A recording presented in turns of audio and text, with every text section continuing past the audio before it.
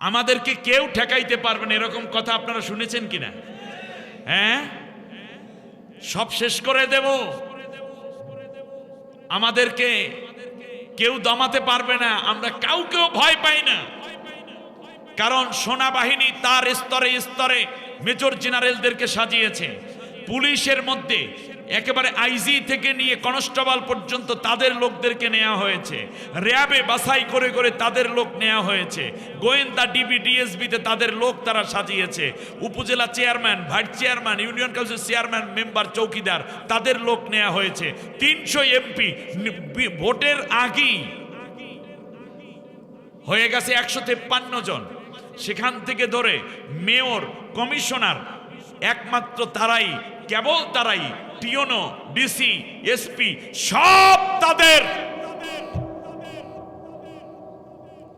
কিন্তু শেষ পর্যন্ত পালাইয়া যেতে বাধ্য হয়েছে। পালানোর আগেও বলে আমরা কেউ ভয় পাই না, আমরা পালাবো না, ঠিক কিনা বলেন? কিন্তু সেই পালাইয়েই গেল। কিন্তু একটা ইতিহাস আমাকে বারবার চিন্তার মধ্যে ফেলে দেয়। আজ থেকে নিয়ে 23 বছর আগে চট্টগ্রামের ঐতিহাসিক প্যারেড ময়দানে বিশ্বনন্দিত মুফাসসিরে কোরআন আল্লামা দেলাওয়ার হোসেন সাইদি সাহেব বলেছিলেন যে বেশি বাড়াবাড়ি করবা না, তাহলে বাংলাদেশের তৌহিদি জনতা গাছের গোড়া ধরে নাড়া দেবে, দিল্লি গিয়া মামুবাড়ি পড়বা। ওই জায়গায় যে পড়বে এইটা সাইদি সাহেব বুঝলো কেমনে? আল্লাহু আকবার! ঠিক সেই জায়গায় গিয়েই পড়েছে। সুতরাং অহংকার আপনাদেরকে কেউ পরাজিত করে নাই, আপনাদের বিরুদ্ধে কেউ তেমন আন্দোলন করে নাই। মূলত আপনাদের অহংকার এবং অত্যাচার, এই 2-4 এক জায়গায় হওয়ার কারণে দেশ ত্যাগ করে আপনাদের পালাতে বাধ্য করেছেন আল্লাহ নিজে। কারণ এই দেশের মাসলুমদের চোখের পানি, আলেমদের চোখের পানি এবং আপনাদের অহংকার সব মিলে আপনারা পরাজিত হয়েছেন। এখনো বলে চট করে চলে আসবো, 100 বছর অপেক্ষা করতে হবে আপনাদেরকে। সোনার দেশ বানানোর আগে সোনার মানুষ বানাতে হয়। যেই মানুষগুলো সত্যিকার অর্থে কোরআন সুন্নাহর আলোকে গড়ে উঠেছে, আমি বিশ্বাস করি আজকের সালাউদ্দিন আইয়ুবী ভাই সেই সোনার মানুষের একজন। আপনাদের বিশ্বাস হয় না? সবার বিশ্বাস হয়। শুধু তাই না, আরো কথা বলি শোনেন। তেঁতুল গাছ লাগাইয়া আপনি হাজী সাহেব যদি সারা জীবন দোয়া করেন যে আল্লাহ একটা আম দিও, কয়টা? এই তেঁতুল গাছের গোড়ায় প্রতিদিন আধা লিটার করে দুধ ঢালতেছেন, গাছ লাগাইয়ে দোয়া করতেছেন আল্লাহ এই একটা ফজলি আম দিও। কি গাছে? তেঁতুল গাছে। আল্লাহ তাআলা একটা ফজলি আম দিবেন, ঠিক না? আপনার দোয়া যদি কবুল হয় তাহলে হবে কি? তেঁতুল হবে। আর দোয়ার বরকতে তেঁতুল আগে যা টক হইতো তার সেই এই তেঁতুল গাছের টক আরো বাড়বে, ঠিক না বলেন? আগেরটা যদি কোনো রকম লবণ দিয়ে খাওয়া যাইতো, এইটা 3 কেজি গুড় দিয়েও খাওয়া যাবে না, এমন টকের টক হবে, ঠিক না? অতএব আপনি যদি আম গাছ আম পেতে চান তাহলে তেঁতুল গাছ লাগিয়ে আমের দোয়া করবেন, নাকি আম গাছ লাগাইয়া আমের দোয়া করবেন? তা গাছ লাগানো আগে না ফল পাওয়া আগে? অতএব আজ থেকে বুঝে যদি শান্তি পেতে চান, যারা শান্তির মানুষ তাদের কাছে আমাদেরকে নেতৃত্বের চাবিকাঠি উঠাই দিতে হবে, ঠিক না বলেন? আল্লাহর নবী বলেছেন ইজাত তুখিজাল ফায়ুত তাওয়ালা, যখন রাষ্ট্র ক্ষমতায় বসে সরকারে যারা থাকবে তারা যখন রাষ্ট্রের মাল চুরি করবে, এটা কিয়ামতের আলামত। এটা কিসের আলামত? কিয়ামতের। ওয়াল আমানাতু মাগনামা, রাষ্ট্রের আমানত তারা নিজের সম্পদ মনে করবে। নাউজুবিল্লাহ বলেন। অশুরিবাতিল খামার, আর তারা মদ খাইতে থাকবে। ইউসাম্মুনাহা বিগায়রি ইসমিহা, খাইবে মদ, নাম দেবে গাঁজা, ফেন্সিডিল, কোকেন, তারি, মারজুয়ারা, পেথিডিন, ইয়াবা, হিরোইন, হাজার নাম দেবে, কিন্তু খাইবে আসলে কি? মদ। আমার ভাইয়েরা, অজহরাতিল কায়নাতু ওয়াল মাআসিফু, নবীজি বলেছেন নায়িকা গায়িকা এরা বেরিয়ে পড়বে, অশ্লীলতা ছেয়ে যাবে। এমন সময় ঈমান বাঁচানো মুশকিল হয়ে যাবে। সেই মুহূর্তে তোমরা যদি ঈমান বাঁচাতে চাও তাহলে ফাত্তাবিউস সিওয়াদাল আযম, যারা কোরআনের কথা বলে সামনে এগিয়ে আসছে তাদেরকে তোমরা ভালোবেসে তাদেরকে তোমরা বিজয় দিও, তাদের অনুসরণ কইরো। ফাইন সাজ্জা সাজ্জা ফিন্নার, এত কিছু দুরবস্থা দেখার পরেও যদি তোমরা কোরআনের সাথীদের সঙ্গী না হও, তাহলে তোমরা জাহান্নামে যাবে। আল্লাহ আমাদের সবাইকে একটি সোনালী স্বপ্ন বাস্তবায়নের জন্য সোনালী মানুষদের সঙ্গী হওয়ার তৌফিক দান করুন। কষ্ট হয়েছে আপনাদের?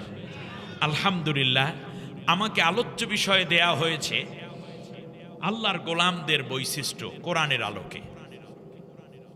খুব এক্সক্লুসিভ এবং জীবনধর্মী বাস্তবমুখী একটি আলোচনা বিধায় আমি কোনো দিকে না গিয়ে সরাসরি আল্লাহর কোরআনের এবং নবীর হাদিসের কাছেই চলে যাব। আচ্ছা, আমার দিকে একটু খুব মনোযোগী হন। আমরা কার গোলাম? না, এই কথাটা তো আওয়াজের ঠেলায় এই শামিয়ানা কাপার কথা ছিল, এটা তো ইমানের কথা। আর একবার বলেন তো, আমরা কার গোলাম? আল্লাহর গোলাম। আমি আপনি যদি 1 কোটি বারও বলি আল্লাহ আমি তোমার গোলাম, আমি তোমার বান্দা, আমি তোমার বান্দি, আমি তোমার দাস, আমি তোমার দাসী, সেইটা ভালো হবে? নাকি আল্লাহ রব্বুল আলামিন যদি ডাক দিয়ে বলেন জামালউদ্দিন ও কামালউদ্দিন, ও সিফাউল হক ও সালাউদ্দিন আইয়ুবী, আব্দুল জব্বার ও জাফর ও তারেক, তুমি আমার গোলাম। ও খাদিজা, আয়েশা, রুকায়া, তুমি আমার গোলাম। আমি 1,00,000 বার যদি বলি আল্লাহ আমি তোমার গোলাম, আমি তোমার গোলাম, সেইটা ভালো নাকি আল্লাহ একবার ডাক দিয়ে বললে ভালো? আল্লাহ রাব্বুল আলামিন কোরআনুল কারীমের মধ্যে তার গোলামের বৈশিষ্ট্য বর্ণনা করেছেন, তার গোলামের কিছু গুণ এবং সিমটম বলেছেন, ক্যারেক্টার বলেছেন, আখলাক বলেছেন, চরিত্র বৈশিষ্ট্য বলেছেন। যারা ওই চরিত্রগুলো অর্জন করবে, আল্লাহ রব্বুল আলামিন বলেন ওরা আমার গোলাম, ওরা আমার বান্দা, ওরা আমার বান্দি। আর শোন, যারাই আমার বান্দা, আমার বান্দি, আমি আল্লাহ তাদের জন্যই দুনিয়ায় শান্তি, আখিরাতেও জান্নাতের ব্যবস্থা করে রেখেছি। গোলাম, যে গোলামিত্ব করে তাকেই তো গোলাম বলে, নাকি? আমরা কার গোলাম? আর একটু জোরে।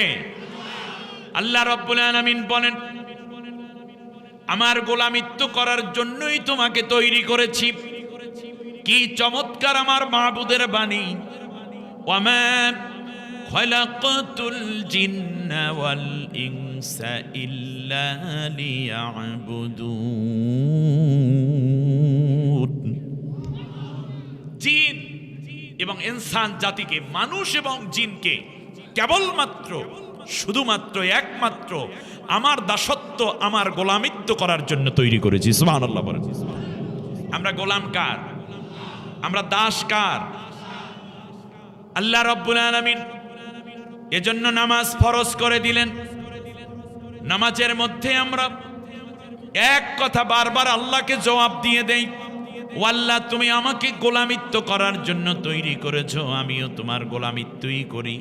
ইয়াকা না'বুদু ওয়া ইয়াকা নাস্তাঈন।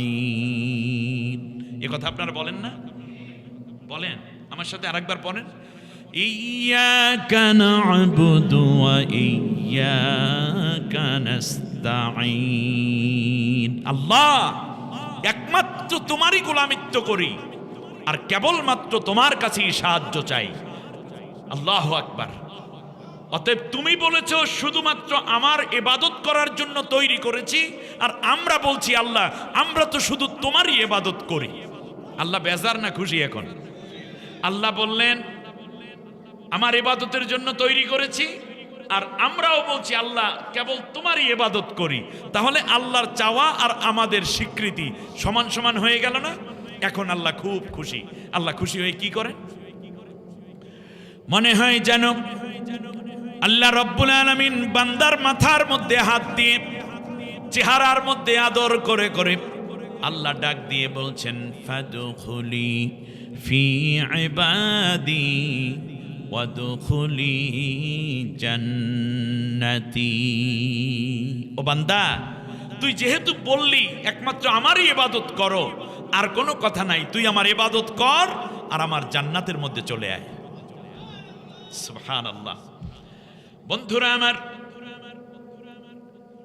তাহলে বোঝা যাচ্ছে আল্লাহ রাব্বুল আলামিন আমাদেরকে তার গোলামিত্ব করার জন্য তৈরি করেছেন, আর আমরা কেবল তারই গোলামিত্ব করি। এখন আল্লাহ রাব্বুল আলামিনকে যদি বারবার বলি আল্লাহ আমি আপনার গোলাম, আমি আপনার গোলাম, এটার চেয়ে সুন্দর হয় যা আগে আপনারা বলেছেন। আল্লাহ যদি ডাক দিয়া বলেন তুই আমার গোলাম, আল্লাহ তাআলা নাম ধরে ধরে তো এইভাবে ডাকেন না, বরং কিছু কাজ আল্লাহ দিয়েছেন। আল্লাহ 10টা কাজ দিয়েছেন। কয়টা? আরো জোরে সবাই বলেন।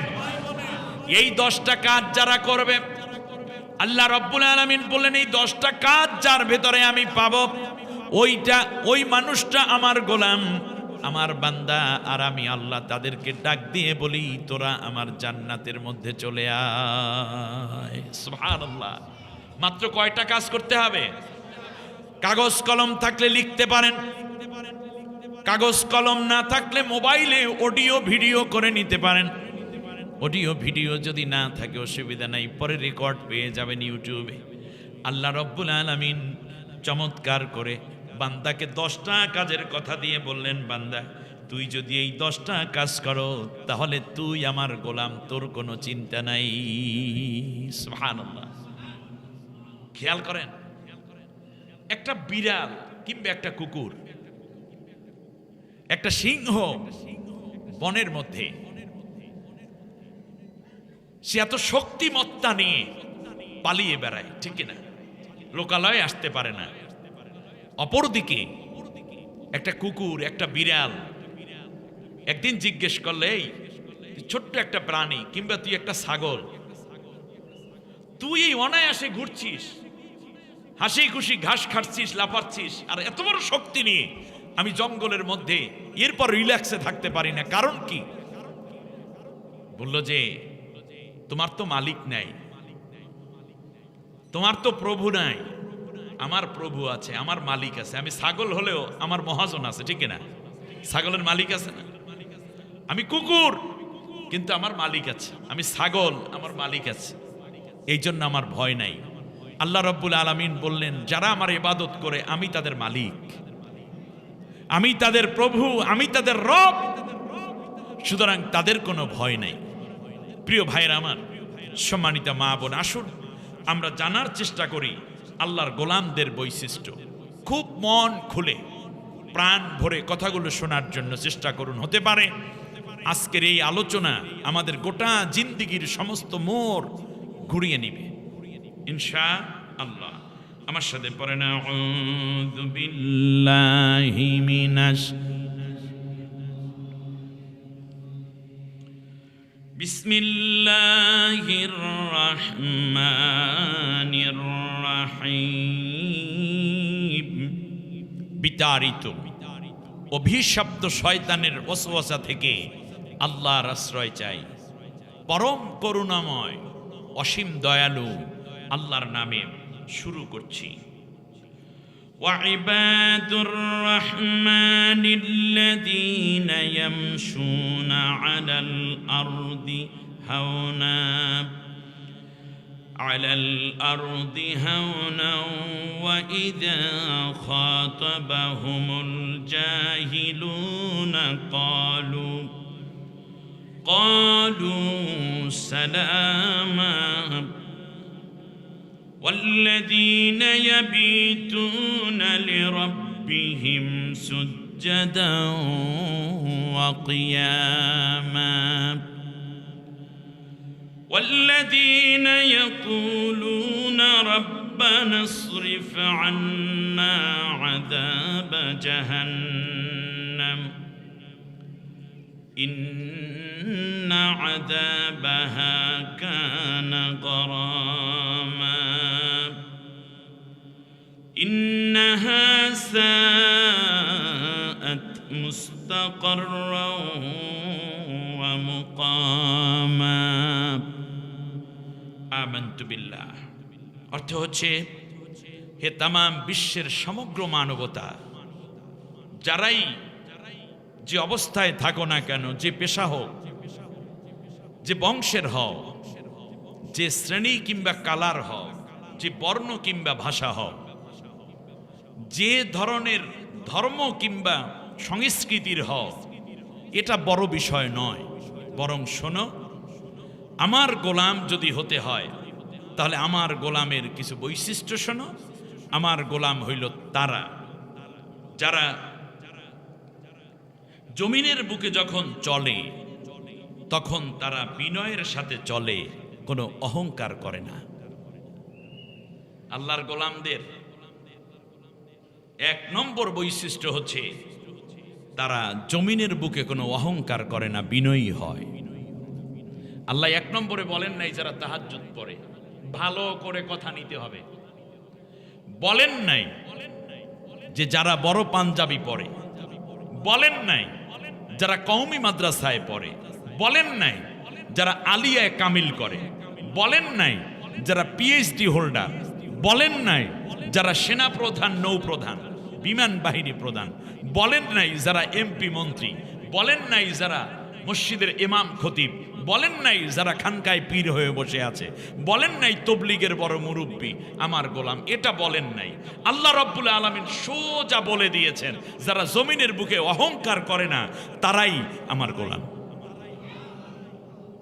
আপনি বিশাল ইবাদত করেছেন, অহংকার করে বসেছেন, আপনি আল্লাহর গোলাম রইতে পারেন নাই। একটু কথা আসবে, শুনতে কষ্ট হবে না তো? যেহেতু তাফসিরুল কোরআন মাহফিল, কথার ব্যাখ্যা তো আসবেই নাকি? অর্থটা করে নে। এক নম্বর বৈশিষ্ট্য হলো যারা জীবন যাপন করে জমিনের বুকে হায়াতের জিন্দিগিতে চলবে কিন্তু কোনো অহংকার করবে না, তারা আমার গোলাম হওয়ার প্রথম গুণ অর্জন করতে পেরেছে। আল্লাহর গোলামের এক নম্বর বৈশিষ্ট্য হলো কি? অহংকারী হওয়া নাকি নিরহংকার হওয়া? মানুষ স্বাভাবিকভাবে চার কারণে অহংকারী হয়ে ওঠে, একটু পরেই ব্যাখ্যা আসবে, শুনতে চাইবেন তো ইনশাআল্লাহ। এক নম্বর বৈশিষ্ট্য হলো তারা অহংকার করে না। দ্বিতীয় হচ্ছে ওয়াইদা খাতাবাহুমুল জাহিলুনা ক্বালু সালামা, যখন জাহেলরা আমার এই বান্দার সাথে কথা বলতে চায় তখন জাহেলদেরকে তারা সময় দেয় না, জাহেলদের সাথে বসে চা খায় না, জাহেলদের সাথে বসে আড্ডা দেয় না, বরং জাহেল এবং নিজেরা গিয়ে জাহেলদের সাথে কথা বলতে যায় না, বরং জাহেলরা যদি তাদের সাথে কথা বলতে চায় তাহলে তারা বলে আসসালামু আলাইকুম ভাই, আপনার পথে আপনি যান, আমার পথে আমি যাই। খুব সংক্ষিপ্ত কথা। তাহলে বলুন দ্বিতীয় বৈশিষ্ট্য কি? তারা কি জাহেলদের কাছে গিয়ে আড্ডা দেয় নাকি জাহেলদের থেকে এড়িয়ে যায়? জাহেলদের থেকে এড়িয়ে যাওয়া এটা কার বৈশিষ্ট্য? মানুষের বৈশিষ্ট্য না আল্লাহর গোলামের বৈশিষ্ট্য? আল্লাহর গোলাম কি আপনারা হতে চান না? তাহলে কাদের থেকে এড়িয়ে যেতে হবে? জাহেলদের থেকে। এখন বলতে পারেন হুজুর জাহেলটা আবার কেডা? জাহেলকে যদি চিনতে হয় তাহলে আপনার যেতে হবে জাহেলদের বাবা, জাহেলদের বাপ, নাম হইল আবু জাহেল। নাম কি? আবু জাহেল অর্থ কি? জাহেলের বাপ। এই আবু জেহেলের জ্ঞান বুদ্ধি ছিল কি ছিল না? চেহারা সুরাত খারাপ ছিল না ভালো ছিল? ভালো ছিল। সম্পদাদি কম ছিল না বেশি ছিল? বেশি ছিল। বংশ বলায় তাদের সুনাম কম ছিল না বেশি ছিল? বেশি ছিল। নেতৃত্বের গুণাবলী কম ছিল না খুব বেশি কোয়ালিফাই ছিল? বেশি গুণাবলী ছিল নেতৃত্বেরও। কিন্তু তার এই গুণ, তার নেতৃত্ব, তার সম্পদ, তার জ্ঞান, এইগুলো সব ব্যবহৃত হয়েছে ইসলামের উপকারে না ইসলামের 12টা বাজানোর জন্য। এই জন্য তার নাম ছিল আবুল হেকাম। কিন্তু এই জ্ঞানের পিতা, শেষ পর্যন্ত যখন তার জ্ঞান ইসলামের বিরুদ্ধে ব্যবহার করলো, তার লেখনী, তার বক্তব্য, তার চিন্তা, তার সম্পদ, তার নেতৃত্ব, তার গুণাবলী যখন সে ইসলামের বিরুদ্ধে ব্যবহার করা শুরু করলো, তখন ওই আবুল হেকাম হয়ে গেল আবু জাহেল। অতএব আজও পর্যন্ত যারা তাদের লেখনীর দ্বারা, বক্তব্যের দ্বারা, রাজনৈতিক দর্শনের দ্বারা, বুদ্ধির কৌশলের দ্বারা, সম্পদ দ্বারা এবং চিন্তার দ্বারা এবং তাদের চিত্ত দ্বারা যখন ইসলামের ক্ষতি করার কাজে যারা ব্যবহার করে, ইসলামের 12টা বাজুক, ইসলাম ধ্বংস হোক, ইসলাম বিজয় না হোক, যারা এই চিন্তা এবং কর্ম প্রসিদ্ধভাবে যখন সমাজের মধ্যে প্রতিষ্ঠিত করতে চায় এবং এই কর্মে যারা লিপ্ত, তারাই হইল জাহেল। আর আল্লাহ তাআলা বলছেন, তুই যদি আমার গোলাম হও, যারা ইসলামের ক্ষতিকারক, তারা যদি তোর কাছে আসে, তুই তো যাবিই না। যদি তারা তোমার কাছে আসে, তাদেরকে সময় দিবে না, তাদেরকে তুমি কোন রকম টাইম দিবে না, কথা বলবে না, শুধু এতটুকু বলবে, আসসালামু আলাইকুম ভাই, আপনার পথে আপনি যান, আমার পথে আমি যাই। এ কথা বুঝতে কি এমএ পাস করার দরকার আছে? অতএব আমাদের বসতে হবে ইমানদারদের সাথে, দিনদারদের সাথে, যাদের কাছে গেলে আমাদের ইমান বেড়ে যায়। আর জাহেলদের কাছে তো আমরা যাবই না, জাহেলদের দলে যাব না, জাহেলদের মতে যাব না, জাহেলদের সাথে সম্পর্কও করব না। যদি তারা আমাদের কাছে আসে, সংক্ষেপে বলবো, ভাই ঝগড়াও করতে চাই না, আপনার পথে আপনি যান, আমার পথে। এটা কার গোলামের বৈশিষ্ট্য? কিন্তু আপনি কি করছেন? নামাজ পড়ে তারপর ইসলামের বিরুদ্ধে যারা কাজ করে, যারা কোরআনকে বরদাস্ত করতে পারে না, আলেমদেরকে মানতে পারে না, যারা কোরআনের শাসন অনুশাসনের পক্ষে নয়, আপনি তাদের সাথে বসে বসে চা না খাইলে আপনার কলিজা শীতল হয় না। আপনি তো মুনাফিক। এটাই তো নেফাকি। আল্লাহ রাব্বুল আলামিন জানতে চান, আফা হুকমাল জাহিলিয়াতি ইয়াবগুন ওয়ামান আহসানু মিনাল্লাহি হুকমান লিকাওমিন ইউকিনুন। ও আমার গোলামরা, তোমরা কি জাহেলদের কাছে আইন চাও? জাহেলদের কাছে কি আইনের চাবিকাঠি উঠাই দিতে চাও? যারা আমি আল্লাহর কোরআনের পক্ষে নাই, আমার নবীর পক্ষে নাই, ইসলামের পক্ষে নাই, তাদের হাতে কি তোমরা রাষ্ট্র ক্ষমতা তুলে দিতে চাও? কেন? আমি আল্লাহর চাইতে উত্তম বিধানদাতা মুত্তাকিনদের জন্য আর কেউ হতে। অতএব যারা আল্লাহ বিরোধী আইন রচনা করে, তাদেরকে আল্লাহ কি বুদ্ধিজীবী কিংবা ক্ষমতাসীন বা কোয়ালিফাই কোনো গোলাম বলেছেন নাকি জাহেল বলেছেন? বুঝতে কোনো অসুবিধা আছে? নাই। এবারে আমরা ইমানদারদের সাথে থাকবো, বুদ্ধিমানদের সাথে। ইমানদার মানেই বুদ্ধিমান, ইমানদার মানি ইন্টেলেকচুয়াল, ইমানদার মানি সে মেরিটোরিয়াস, ইমানদার মানি হচ্ছে সে আধুনিক, ইমানদার মানি হচ্ছে সে দারুণভাবে দূরদর্শী এবং সে মানুষের হক এবং জাতি রক্ষার জন্য অত্যন্ত অতন্ত্র প্রহরীর ভূমিকায় অবতীর্ণ এক সত্তা। সুবহানাল্লাহ বলেন।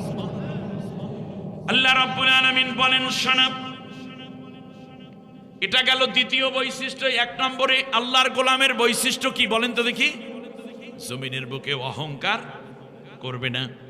দ্বিতীয় বৈশিষ্ট্য, জাহেলদের সাথে দেখা হইলে সময় দেবে না, বরং সালাম দিয়া চলে যাবে। আপনি রিক্সাওয়ালা, ভ্যানওয়ালা, আপনি হতে পারেন ছোট্ট দোকানদার, পান বিক্রেতা, হতে পারেন চানাচুর কিংবা জিলাপি বিক্রেতা, হতে পারেন ছোট্ট ঝুপড়ির মধ্যে রিক্সাওয়ালা, হতে পারেন গাড়ির ড্রাইভার, কিংবা হতে পারেন আপনি ভাড়াটিয়া, হতে পারেন র্যাব, পুলিশ, গোয়েন্দা, ডিবিডিএসবি, হতে পারেন আপনি উচ্চশিক্ষিত পিএইচডি, হতে পারেন ডাক্তার, ইঞ্জিনিয়ার। এত কিছু বলার দরকার নেই। যেখানেই থাকি না কেন আমরা আল্লাহর গোলাম। জাহেলদের সাথে দেখা হইলে বসবো না, বলবো, ভাই আসসালামু আলাইকুম, আপনার পথে আপনি যান, আমার পথে আমি যাই। সুবহানাল্লাহ পড়বেন না? আল্লাহ রাব্বুল আলামিন বলেন, আমার গোলামের তৃতীয় বৈশিষ্ট্য হলো ওয়াল্লাযীনা ইয়াবিতুনা লিরাব্বিহিম সুজ্জাদান ওয়া কিয়ামা। আল্লাহু আকবার। আমার গোলামের 3 নম্বর বৈশিষ্ট্য, রাত যখন গভীর হয়ে যায়, সব মানুষগুলো ঘুমিয়ে যায়, তামাম প্রকৃতি যখন গভীর নীরবতায় ডুবে পড়ে। পাখপাখালি গাছগাছালি পশু পাখিগুলো গভীর ঘুমে ডুবে যায়। আমার গোলামরা এই সময় আর ঘুমায় না। তাতাজাফা জুনুবুহুম আনিল মাদাজিইহিম, আস্তে করে তাদের পিঠটাকে বিছনা থেকে আলাদা করে ফেলে। ঠান্ডা পানিতে ওযু করে, ওযু করার পরে মুসাল্লা বিছায়, কেউ সেরা গামছাটা বিছায়, কেউ ঘরের মধ্যে জায়নামাজটা বিছায়, কেউ বা এমন আছে যারা একটা চাটাই বিছাইয়া দেয়, নামাজের জন্য দাঁড়াইয়া যায়। والذين يبيتون لربهم سجدا وقياما, আল্লাহ রব্বুল আলামিন বলেন, দাঁড়ানো অবস্থায় আমি আল্লাহর কাছে কান্না জুড়ে দেয় আর ডাক দিয়ে কয়, আল্লাহ আসমানের নিচে জমিনের উপরে আমার মতো এত বড় গুনাহগার বুঝি আর কেউ নেই। আমার বান্দা ফুফাইয়া ফুফাইয়া আমার কাছে কান্দে, সুজদাও ওয়া কিয়ামা, দাঁড়ানো অবস্থায় আমার বান্দা কান্দে, রুকুতে গিয়া কান্দে, সিজদার মধ্যে গিয়ে আমার বান্দা ডাক দিয়া কয়, মালিক তুমি যদি মাফ না করো, আমি আব্দুল্লাহর আর কোনো উপায় নাই, আমার কামাল উদ্দিনের কোনো উপায় নাই। আল্লাহ জীবনের তাড়নায়, যৌবনের তাড়নায়, শয়তানের ওয়াসওয়াসায় পড়ে হাজার রকমের গুনাহ করে বসেছি, তুমি আমারে মাফ কইরা দাও। আল্লাহর গোলামের একটা বৈশিষ্ট্য, সারা রাত ঘুমায় না, শেষ রাতে সে তাহাজ্জুদে দাঁড়াইয়া যায়। অমিনাল লাইলি ফাতাহাজ্জাদ বিহি নাফিলাতাল লাক আসা আন ইয়াবআসাকা রাব্বুকা মাকামান মাহমুদা। সুবহানাল্লাহ। ও নবী, রাতের শেষ প্রান্তে তোমার জন্য রয়েছে তাহাজ্জুদ, দাঁড়াতে হবে, কারণ তাহাজ্জুদ পড়লে সম্মান বাড়িয়ে দেবেন কে? মাকামে মাহমুদ। সম্মান পেতে চান, তাহাজ্জুদে দাঁড়ান।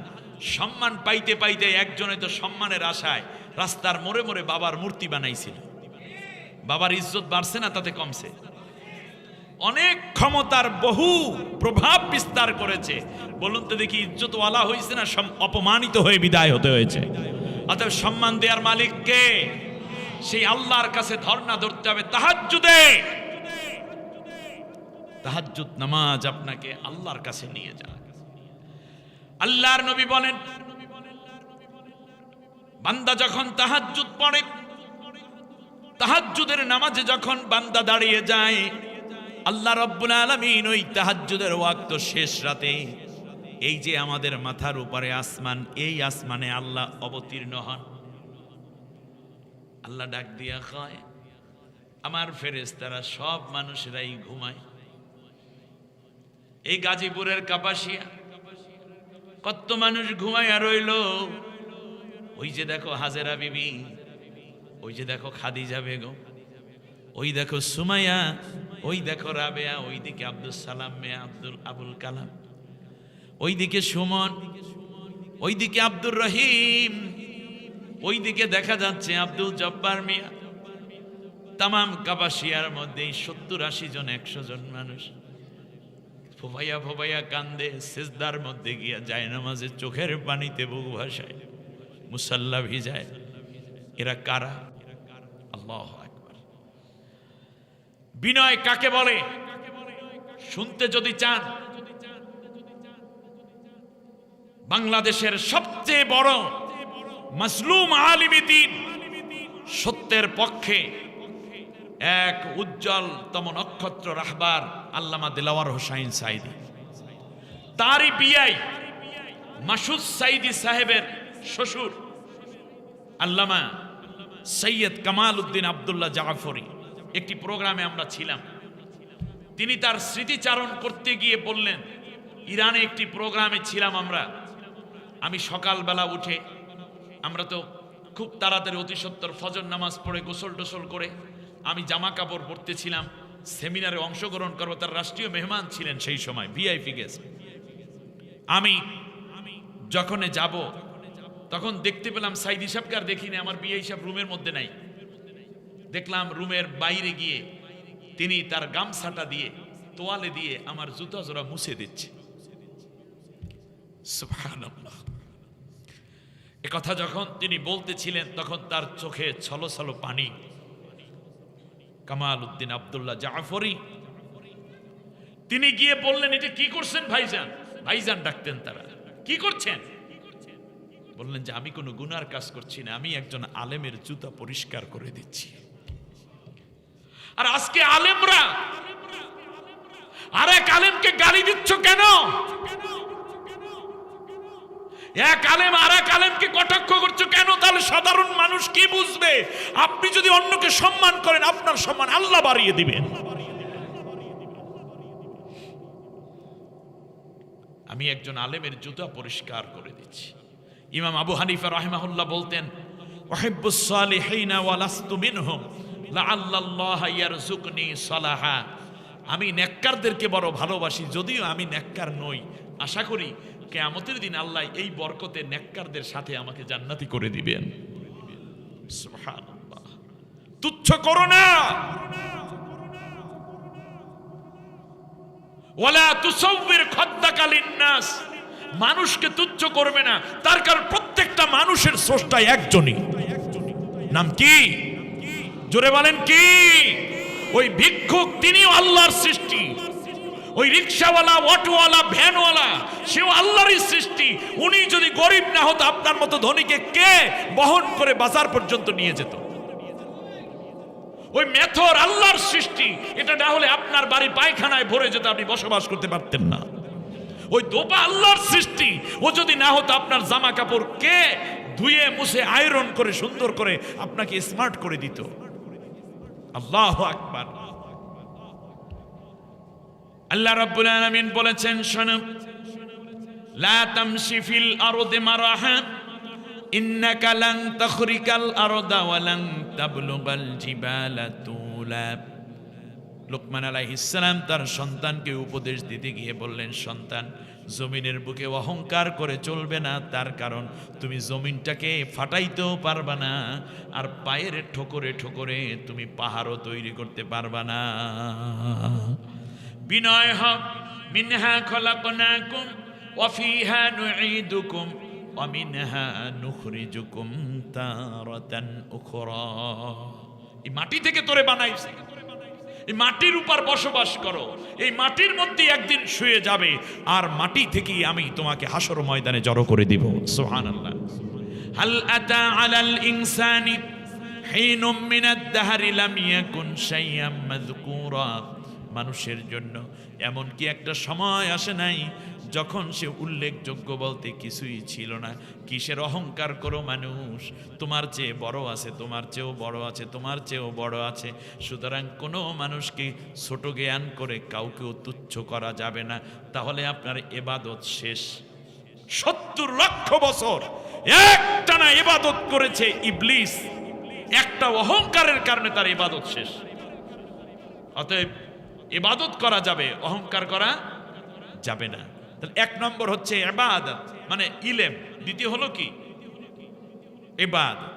তৃতীয় হচ্ছে মানুষের ক্ষমতা। তৃতীয় কি? মানুষের ক্ষমতা।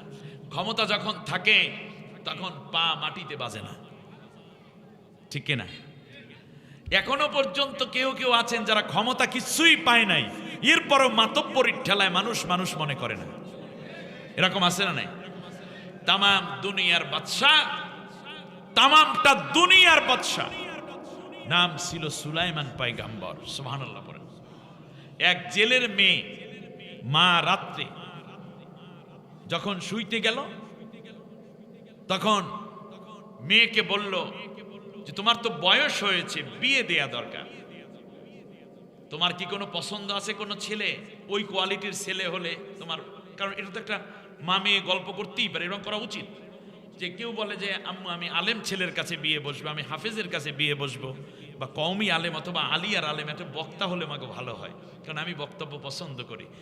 অথবা এই মানের তোমার কোনো এই মানে এমন কোনো অপিনিয়ন আছে কিনা যে তুমি কার সাথে মানে কোন ধরনের ছেলেকে পছন্দ করো, আমাকে তুমি হেল্প করতে পারো। মেয়েটা কিছুক্ষণ চিন্তা ভাবনা করে বলল, আমি চাইলেই কি হবে মা? বললো না, তুমি বলো কি হয়েছে। বললো যে মা, আমি চাই এই দুনিয়ার যে বাদশাহ দাউদ আলাইহিস সালামের পুত্র,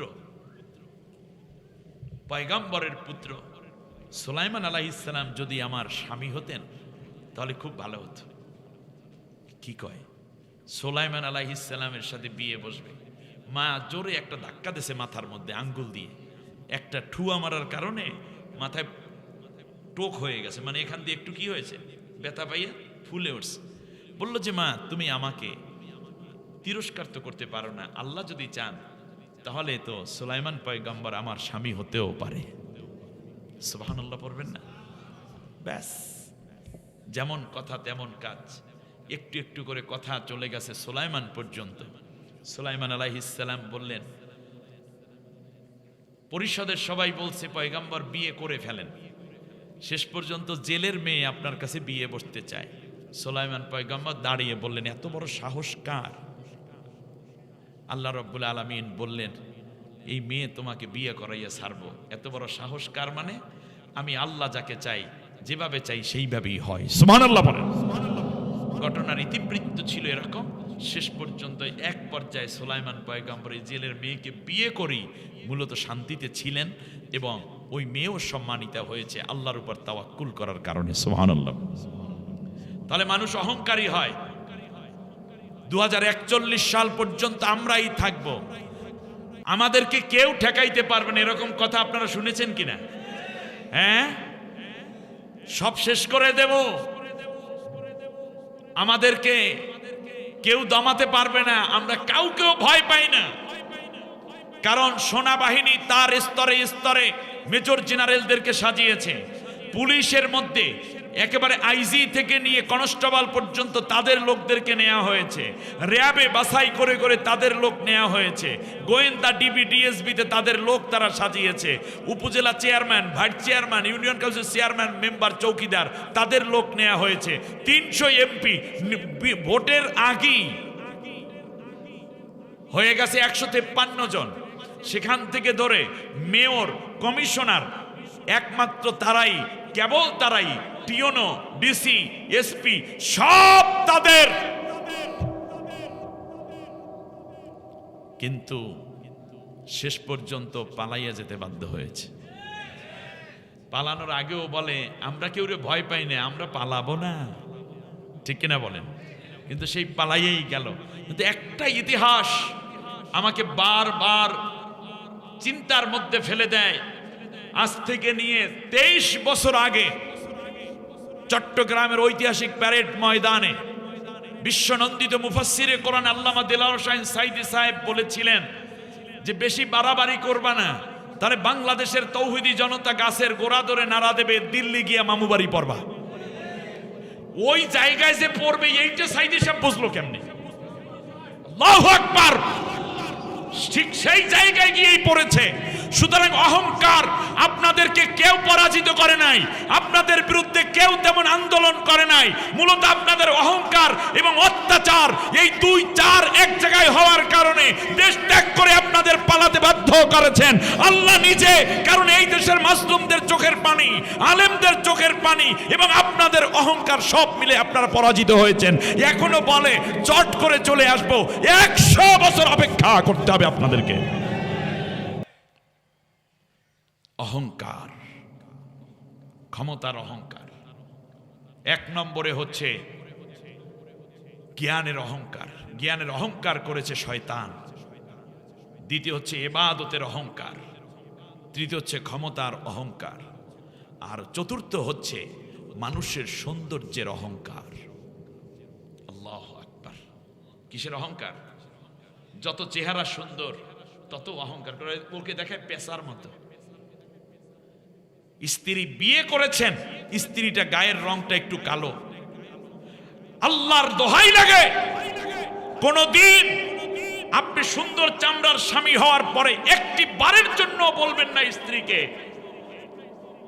বিয়ে করা ভুল ছিল, তুমি তো দেখতে সুন্দর না, সেই দিন মেকআপ দেওয়ার কারণে তোমাকে বুঝতে পারি নাই, আসলে তুমি সুন্দর না। তবে মেকআপ শেকআপ এগুলো দিবেন না নর্মালি, কারণ হচ্ছে স্বামী তো এরকম না যে আজকে নিল কালকে ফিরাই দেবে, সারা জীবন থাকতে হবে। এই জন্য ন্যাচারালি দেখাই দেবেন বিয়ের পূর্ব মুহূর্তে। কিংবা স্বামী একটু গরিব, স্ত্রীর বাবার বাড়িতে অনেক সম্পত্তি, কোনোদিন স্বামীকে বলবেন না তোমার সাথে বিয়ে বসে আমার ধন সম্পদের, আমার বাবার বাড়ির চাকরের যে সম্পদ আছে তাও তোমার নাই, এ কথা বলবেন না। অফিসের কোন বস কশিনকালেও কর্মচারীকে তার চেহারা তার গুণ নিয়ে মন্তব্য করবেন না, বরং কিভাবে তাকে আরো প্রোগ্রেস করা যায়, কিভাবে তার মানোন্নয়ন করা যায় সেই দিকে আপনি খেয়াল রাখবেন। কোন রাজনৈতিক নেতা, আপনি দায়িত্বশীল ইসলামী আন্দোলনের নেতৃত্ব আপনি দিচ্ছেন, আপনার কোন কর্মীকে আপনি কটাক্ষ করে তিরস্কার করবেন না, এটা আল্লাহ বরদাস্ত করেন না। কারণ হতে পারে আল্লাহ তাআলা আপনার চেয়ে বড় নেতা একদিন তারে বানাই দিতে পারেন। হযরতে ওমর রাদিয়াল্লাহু তাআলা আনহু আর হযরতে বিলাল রাদিয়াল্লাহু তাআলা আনহু, দুইজনের মধ্যে কথা বলতে বলতে কথার কাটাকাটি হয়ে গেছে। কথার কাটাকাটি বুঝেন আপনারা, একটু ঝগড়ার মতো হয়ে গেছে। হযরতে বিলাল রাদিয়াল্লাহু তাআলা আনহু কে ওমর রাদিয়াল্লাহু তাআলা আনহু বললেন, হে কালো মায়ের সন্তান, তুমি চুপ করো, চুপ থাকো, হে কালো মায়ের সন্তান। আল্লাহু আকবার। হযরতে বিলাল রাদিয়াল্লাহু তাআলা আনহু চুপ হয়ে গেলেন, কিন্তু কথা আর বসে নাই, নবীর কান পর্যন্ত অন্য সাহাবীরা পৌঁছাই দিয়েছে। ফজরের নামাজ, বেলালও হাজির, ওমর রাদিয়াল্লাহু আনহুমা দুইজন হাজির। নামাজ শেষ, বিশ্বনবী সাল্লাল্লাহু আলাইহি ওয়াসাল্লাম বললেন, ওমর একটু এদিকে আসো। ওমর রাদিয়াল্লাহু তাআলা আনহু নবীর কাছে গেলেন, নবী চেহারাটা লাল হয়ে গেল, নবী প্রচন্ড রাগ। আল্লাহর নবী বললেন, কালেমা পড়ে মুসলমান হয়েছো, কিন্তু এখনো জাহিলিয়াতের দুর্গন্ধ তোমার মুখ থেকে গেল না। জবানে কালেমা পড়ে মুসলমান হইলা, কিন্তু এখনো পর্যন্ত মুখ থেকে জাহিলিয়াতের দুর্গন্ধ তো যায় নাই। হযরতে ওমরের বুঝতে বাকি নেই। আল্লাহর নবী অন্য দরজা দিয়ে চলে গেলেন হুজরার দিকে, সদর দরজা দিয়ে সাহাবীরা সবাই নামবেন। এমন সময় হযরতে ওমর দৌড়ে গিয়ে মসজিদে নববীর সিঁড়ির মধ্যে ফোফাইয়া ফোফাইয়া কাঁদতেছে, শুয়ে পড়েছেন সিঁড়ির মধ্যে। হযরত আবু বকর গেলেন, ওমর তুমি এটা কি করছো, কি হলো, ওঠো। আমরা নামবো বলল না, আমি এখান থেকে সরব না যতক্ষণ পর্যন্ত কালো মায়ের কালো সন্তান তার কালো পা দিয়ে আমার মুখের মধ্যে লাথি না দিবে, আঘাত না করবে, ততক্ষণ পর্যন্ত আমি এখান থেকে সরব না। তার কারণ ওই কথাটুকু ছিল আল্লাহর আরশ কাঁপানো কথা। সুতরাং কেন আমি এই কথা বলতে গেলাম, এটা শয়তানের ওয়াসওয়াসা। যতক্ষণ বিলাল আমাকে মাফ না করবে, তিনি নিজে প্রতিশোধ আমার উপর না নিবেন, ততক্ষণ পর্যন্ত আমি এখান থেকে উঠব না। হযরতে বেলালের কাছে খবর গেল, বেলাল রাদিয়াল্লাহু তাআলা আনহু দৌড়ে চলে আসলেন। বুঝতে পেরেছেন আমার ভাই বড় ব্যথিত হয়েছে, ওই কথায় আমি একটু কষ্ট পেয়েছি, কিন্তু তার চেয়ে বেশি কষ্ট তিনি এখন পাচ্ছেন। দৌড়ে এসে বেলাল রাদিয়াল্লাহু তাআলা আনহু ওমর রাদিয়াল্লাহু তাআলা আনহুর দুইটা হাত সোজা করে টান দিলেন, উঠে দাঁড়ালেন হযরতে ওমর।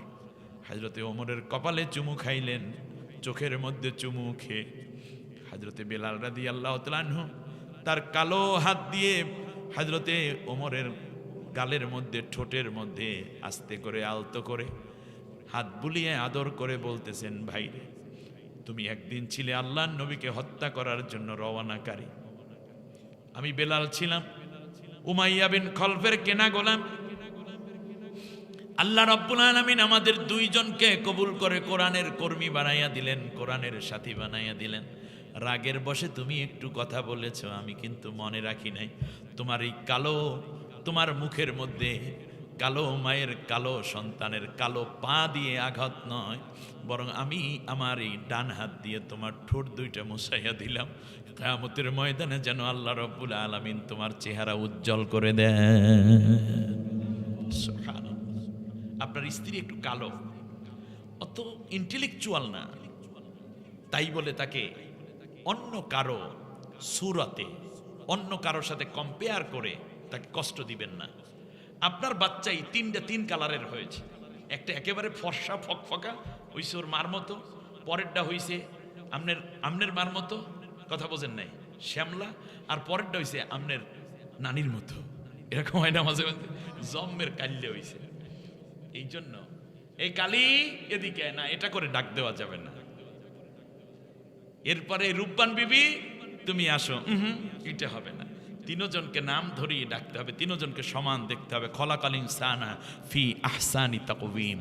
আমি আল্লাহ সবাইকে উত্তম আকৃতিতে তৈরি করেছি। আল্লাহ তাআলার তাকে দেখতে যেই রকম ভালো লেগেছে আল্লাহ সেইভাবে বানিয়েছেন। আল্লাহ তাআলার দেখতে যদি ভালো লাগে, আপনার দেখতে খারাপ লাগবে কেন? কথা বুঝে আসছে আপনাদের? নবীর দরবারে হযরতে সাহাবী একজন মায়ের গর্ভ থেকে অন্ধ অবস্থায় পৃথিবীতে এসেছেন, নাম আব্দুল্লাহ ইবনে উম্মে মাকতুম। শুনতেছেন আপনারা?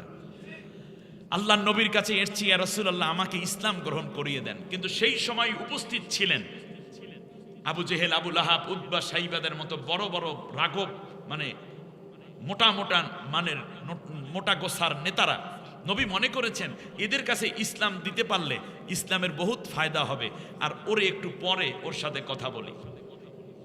প্রথমবার নবী ডিনাই করলেন, দ্বিতীয়বার নবী ডিনাই করলেন। তোর তুমি পরে চুপ করো, অন্ধ মানুষ আসছো, সময় মতো কলমা পড়াবো। মানে খেয়াল করেন নাই মনে, কলমা পড়াবে একটু পরে, তুমি তো অন্ধ, বসো। নবী একটু বুরুকুস করলেন।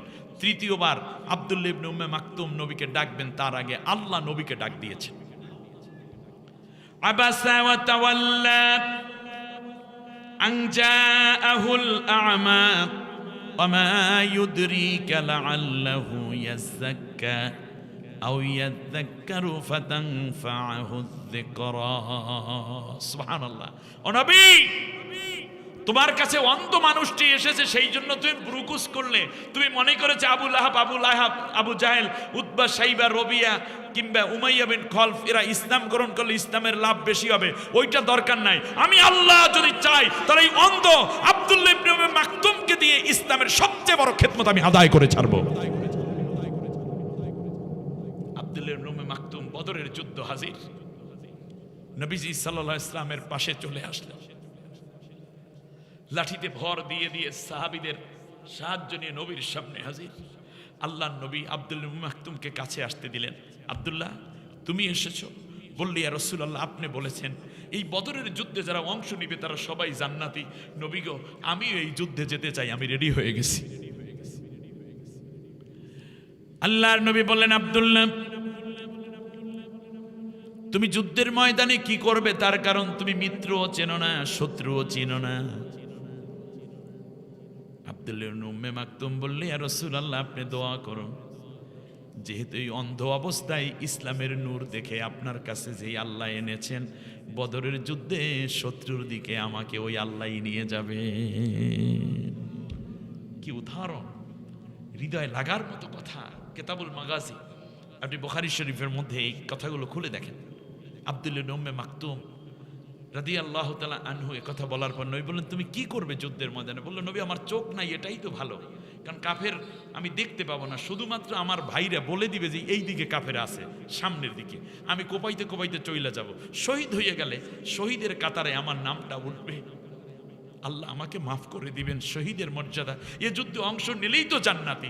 রাসূল গো, আমাকে শুধুমাত্র বলে দিবেন কোন দিকে কাফের আছে, দেখবেন তারপর কি করি। আল্লাহ রাব্বুল আলামিন আয়াত নাজিল করলেন, লাইসা আলাল আ'মা হারাজ ওয়ালা আলাল মারিদি হারাজ ওয়ালা আলাল আ'রাজি হারাজ। অন্ধ ব্যক্তির উপরে যুদ্ধ ফরজ নয়, যুদ্ধ ফরজ নয় রোগী ব্যক্তির উপরে কিংবা পঙ্গুদের উপরে যুদ্ধ ফরজ নয়। বিশ্বনবী সাল্লাল্লাহু আলাইহি ওয়াসাল্লাম আয়াত শুনিয়ে দিলেন। আব্দুল্লাহ ইবনে উম্মে মাকতুম বড় ব্যথা পেলেন, বলল, নবী তাহলে কি আমাকে নিবেন না? আল্লাহ নবী বললেন, যুদ্ধের ময়দানে জিহাদ ফি সাবিলিল্লাহর কাজে যারা যায় আর তার পরিবারকে যারা দেখাশোনা করে, ওই ব্যক্তিকে আল্লাহ রব্বুল আলামিন দেখাশোনা টেক কেয়ার করার বরকতে তাকেও আল্লাহ জিহাদের সওয়াবে অংশগ্রহণ করে সমান মর্যাদা দান করে। বলল নবী, তাহলে আমার কাজটা কি? বলল, তোমার কাজ হলো এই যে আমরা যুদ্ধে চলে যাচ্ছি, সাহাবীরা, মদিনার সাহাবীরা যাচ্ছে, আনসার মুহাজিররা, এদের পরিবারগুলোকে তুমি দেখে রাখবা। আমার ভাইরা একটু খেয়াল করেন, একটা পরিবার, আমাদের দুইটা চোখ আছে, জ্ঞান আছে, সুস্থ মস্তিষ্ক, এরপরেও আমরা একটা পরিবার দেখে রাখা কত কষ্ট। নিজের পরিবার, সেখানে একটা অন্ধ মানুষের হাতে শত শত পরিবারকে আল্লাহর নবী হস্তান্তর করে গেলেন, তুমি এদেরকে দেখাশোনা করবা। মসজিদে নববীতে আজান দিবে, ও আব্দুল্লাহ ইবনে মাকতুম, যতদিন আমি ফিরে না আসি ততদিন পর্যন্ত মসজিদে নববীর নামাজের ইমামতিতে তুমি দাঁড়াবে। আল্লাহু আকবার। একটা অন্ধ মানুষ মসজিদে নববীতে দুইটা আজান হয়, ফজর নামাজের আগে আর একটা আজান হয় তাহাজ্জুদের আজান। আল্লাহ নবী সাল্লাল্লাহু আলাইহি ওয়াসাল্লাম দুইজন মুয়াজ্জিন নিয়োগ দিলেন। একজন ছিলেন হযরতে বেলাল রাদিয়াল্লাহু তাআলা আনহু, যিনি 5 ওয়াক্ত নামাজের আজান দিতেন। আর তাহাজ্জুদের আজান দেওয়ার জন্য আল্লাহ নবী একটা অন্ধ মানুষের দায়িত্ব দিয়ে বললেন, আব্দুল্লাহ রে, তুমি তাহাজ্জুদের আজান দিবে, আর ওই তাহাজ্জুদের নামাজের আজান শুনে আমি মুহাম্মদুর রাসূলুল্লাহ ঘুম থেকে উঠে তাহাজ্জুদে দাঁড়াবো। সম্মানিত ভাইরা, কি বুঝলেন? চেহারা কোনো ব্যাপার? ইন্নাল্লাহা লা ইয়ানজুরু ইলা সুওয়ারিকুম ওয়া আমওয়ালিকুম ওয়ালাকিন ইয়ানজুরু ইলা কুলুবিকুম ওয়া আমালিকুম। আল্লাহ তোমাদের চেহারা কিংবা সম্পদের দিকে তাকান না, আল্লাহ তাআলা তাকান তোমাদের অন্তরের দিকে আর তাকান তোমাদের কাজের দিকে। এমনকি আমি দেখেছি কোনো মা একটু ধনী ফ্যামিলির হওয়ার কারণে সন্তানটা একটু ওর বাবার মতো কালো হয়েছে, এখন আর কোলে লয় না, কইছে বাহের মতো, এটা টাইনিয়া লাভিবে কি? আস্তাগফিরুল্লাহিল আযীম। এটা করবেন না। জানেন না কার ভেতরে আল্লাহ কত মর্যাদা দিয়ে রেখেছেন। আমরা কাউকে তুচ্ছ জ্ঞান করব না। আল্লাহ তাআলা আমাদের সবাইকে কবুল করুন, বলেন আমিন। আর দ্বিতীয় যেই গুণ, সেটা হচ্ছে আমরা জাহেলদের সাথে সম্পর্ক করব না। অনেকগুলো কাহিনী ছিল, যেহেতু প্রথম রাত, এজন্য স্বাভাবিকভাবেই আমাদের সংক্ষেপে শেষ করতে হচ্ছে। আমাদের প্রিয় ভাই হযরতুল আল্লামা মাওলানা সেফাউল হক ভাই কত বড় আলিম, আল্লাহু আকবার, কত বিজ্ঞ আলেম। তো সবাই, কিন্তু বিজ্ঞ আলেম কতজন? যেমন বিনয়, যে মা এইরকম নেককার সন্তান গর্ভধারণ করেছেন, মা আছেন, আল্লাহ তাআলা মায়ের কবরটাকে জান্নাতের নূর দিয়ে মুনাওয়ার করে দিন। তার গর্ব সফল। তার আব্বা মরহুম ওয়ারেস আলী সাহেব নওয়ারাল্লাহু মারকাদাহু ওয়া জাআলাল জান্নাতা মাসওয়াহু।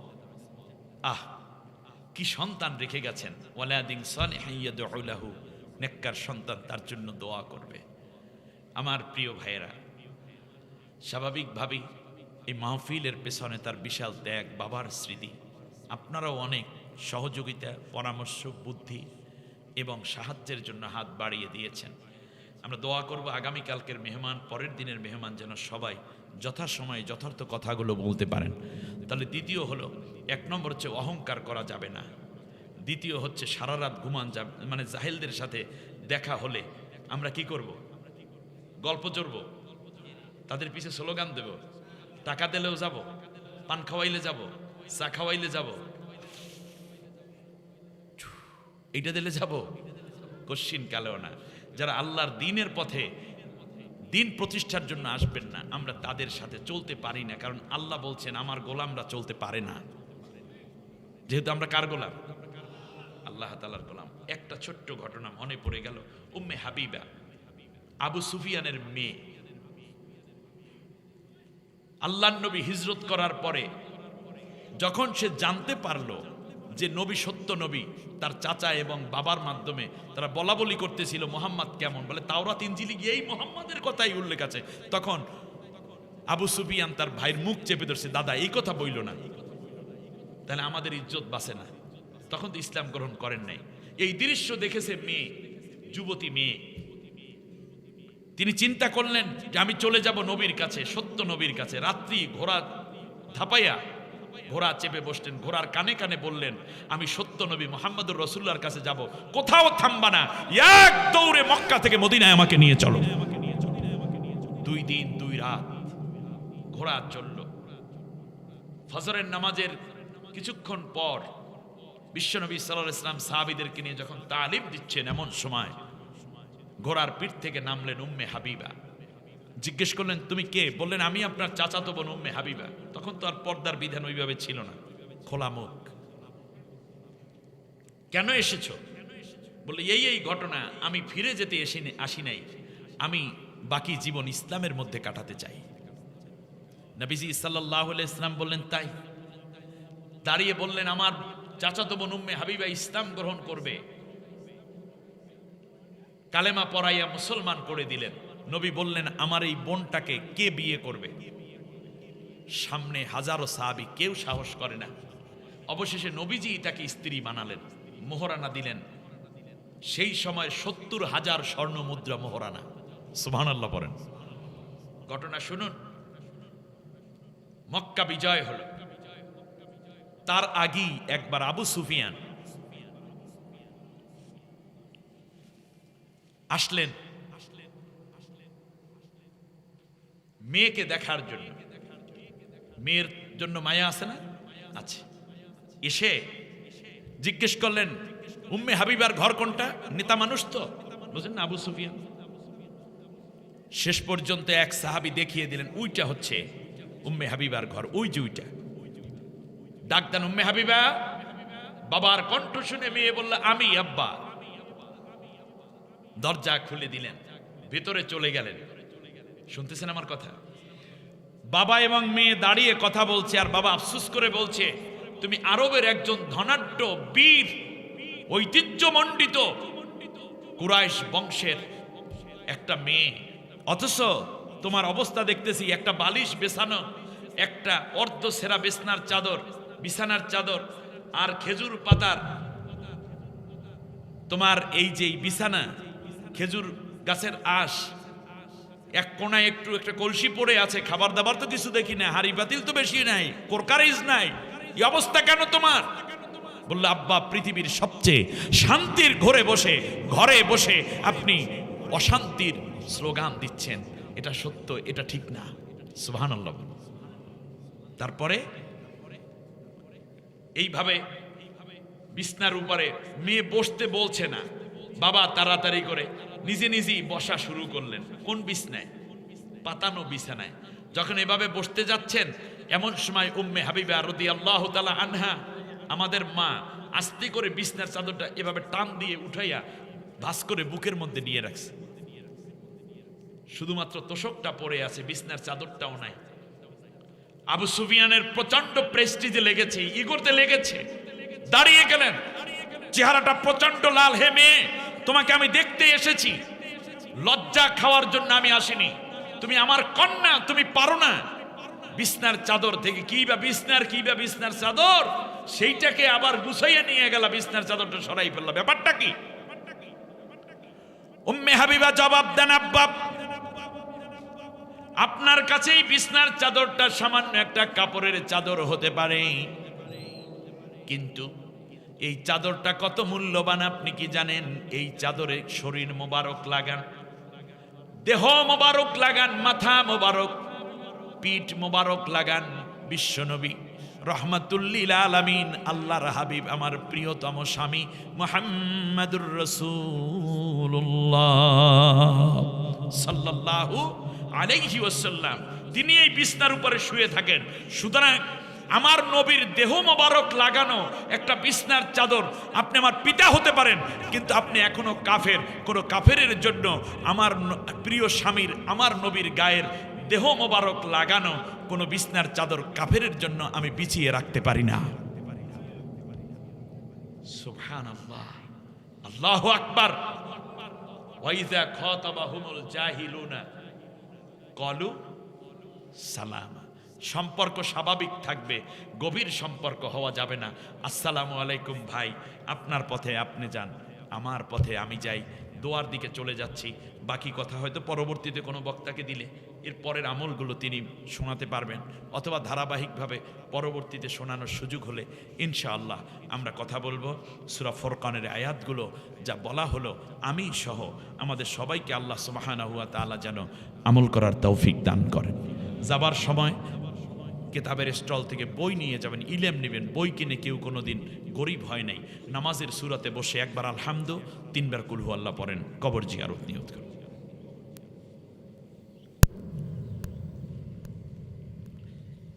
কিছু কথা বলবেন?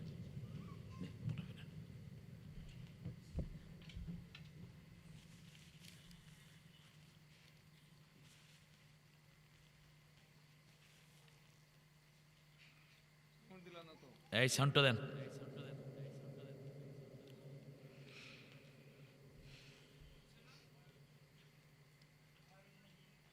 সাউন্ড দাও নাকি?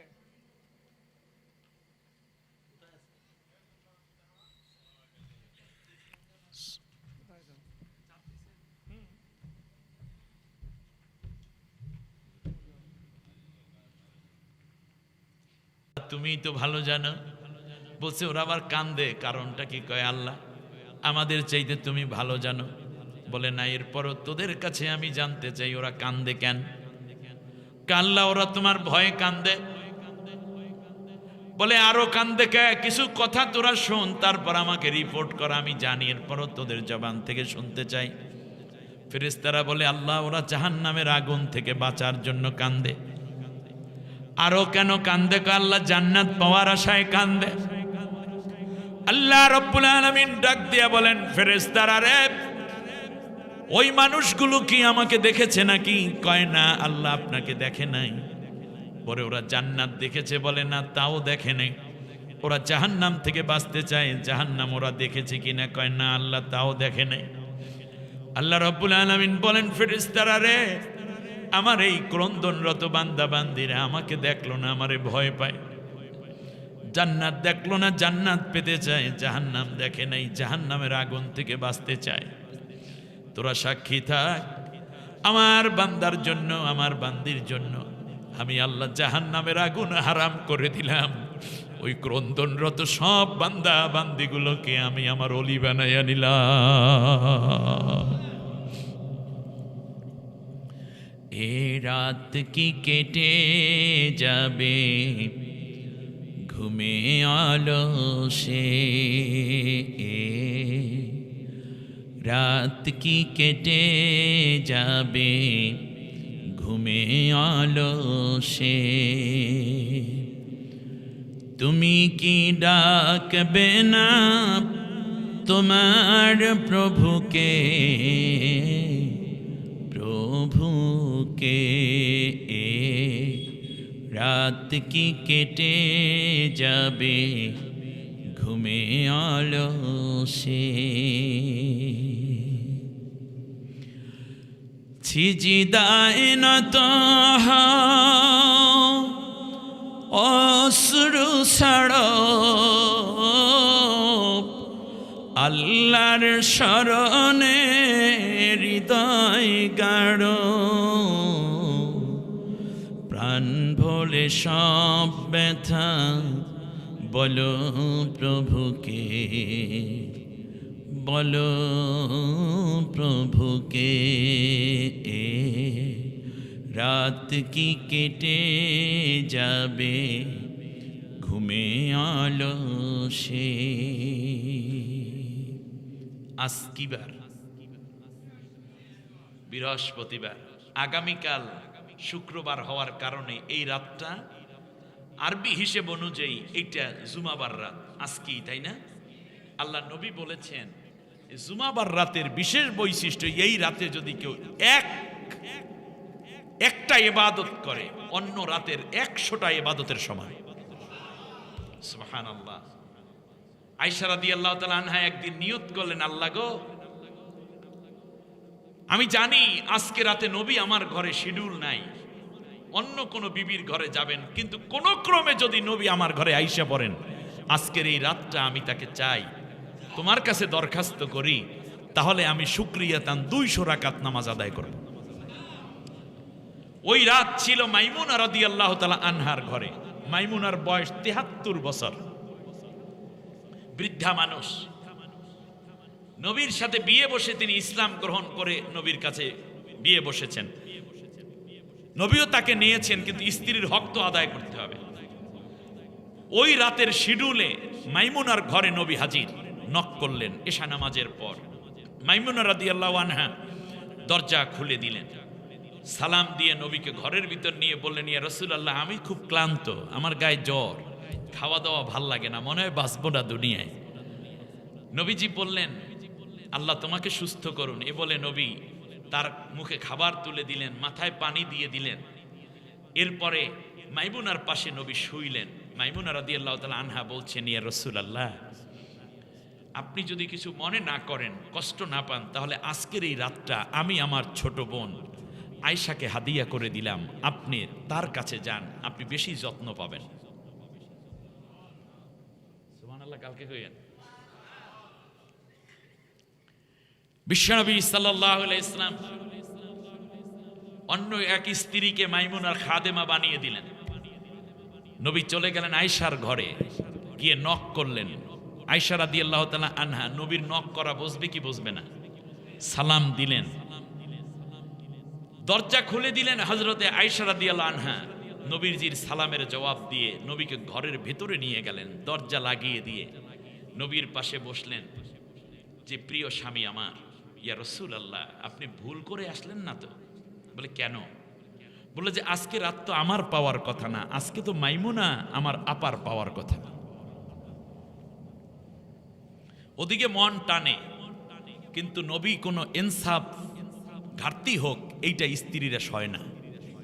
ঘরে যদি এইরকম বউ থাকে, তাহলে ওই বেটা মেম্বার, চেয়ারম্যান, এমপি হইলে গরিবের মাল আর ঘরের ভিতর ঢুকবে না, ঠিক কিনা বলেন?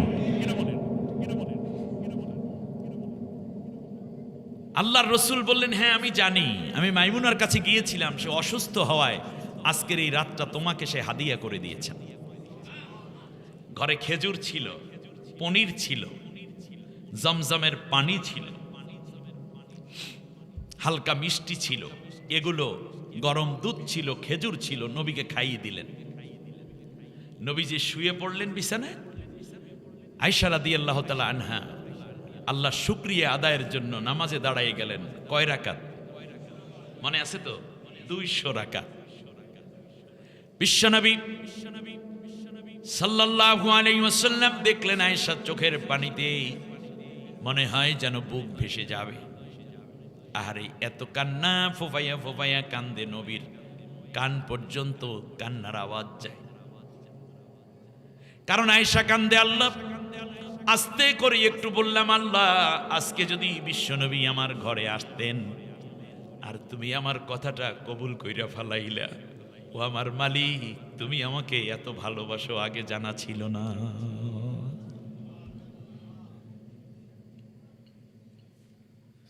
হযরতে আয়েশা রাদিয়াল্লাহু তাআলা 2 রাকাত নামাজ পড়লেন,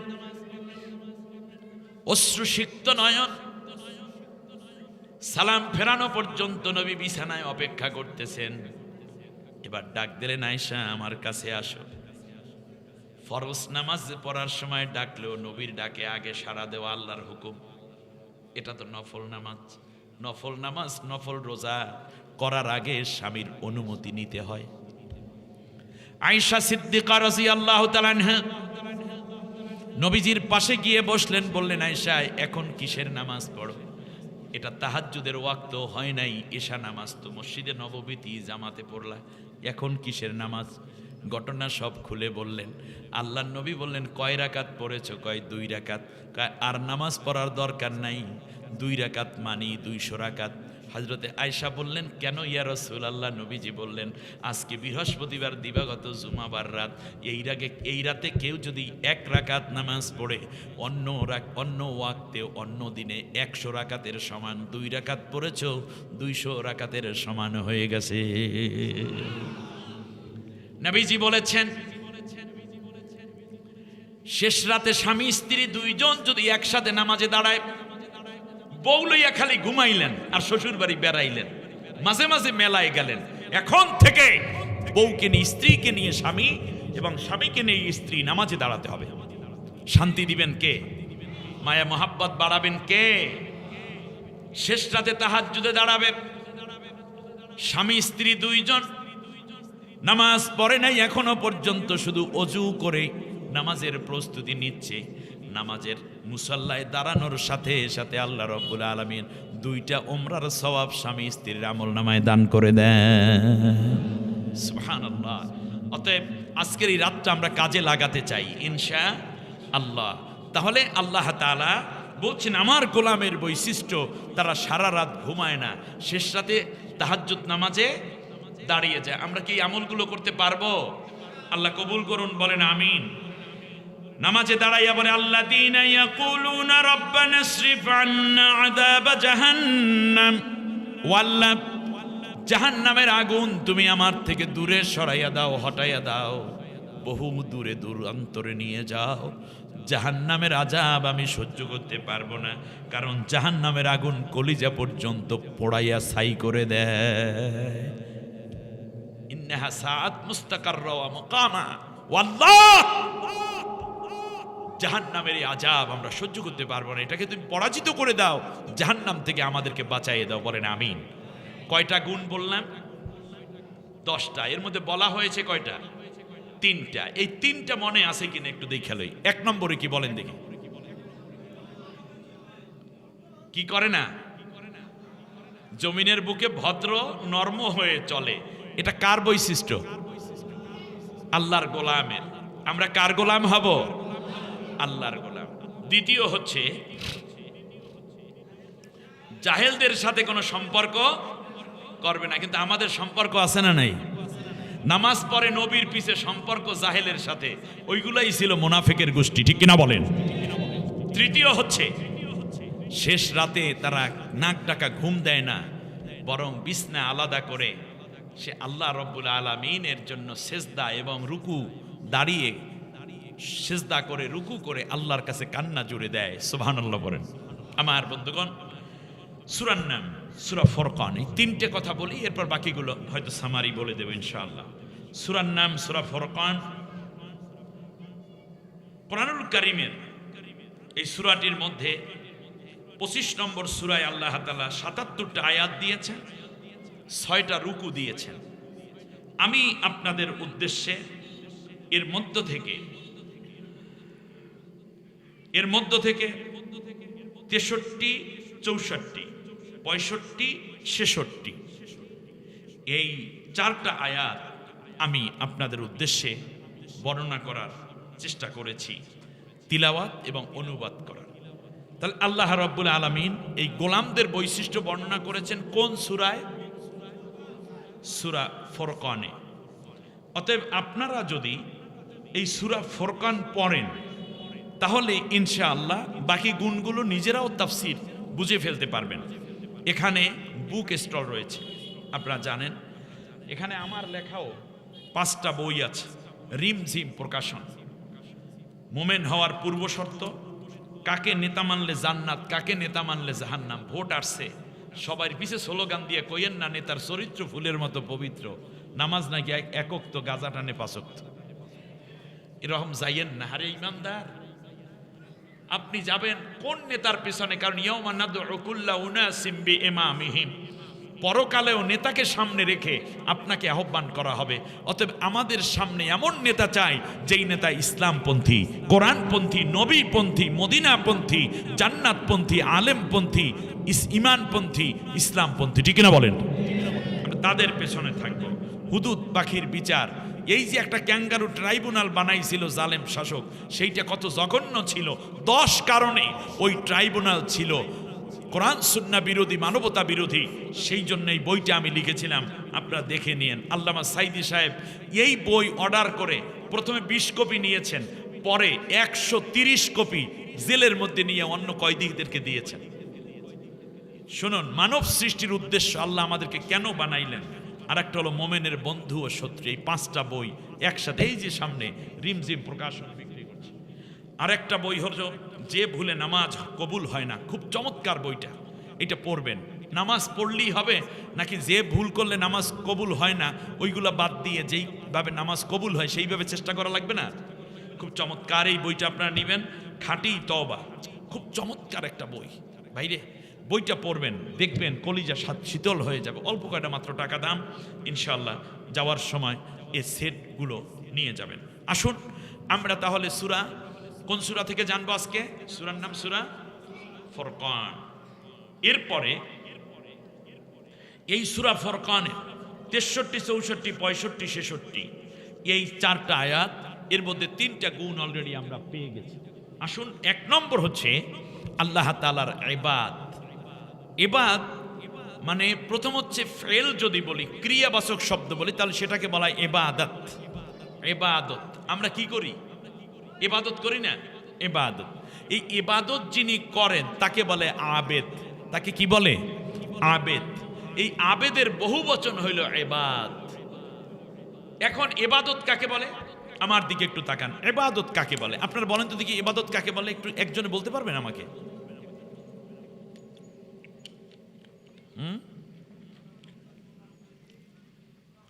ইয়েস, দেখি আপনারা কতদূর পেরেছেন। আমি একটু সঙ্গে বলে রাখি, ইবাদত হলো, ইবাদত বলতে আমরা বুঝেছি যেটা, সেটা আগে বলে নেই। যে নামাজ, এটা কি ইবাদত?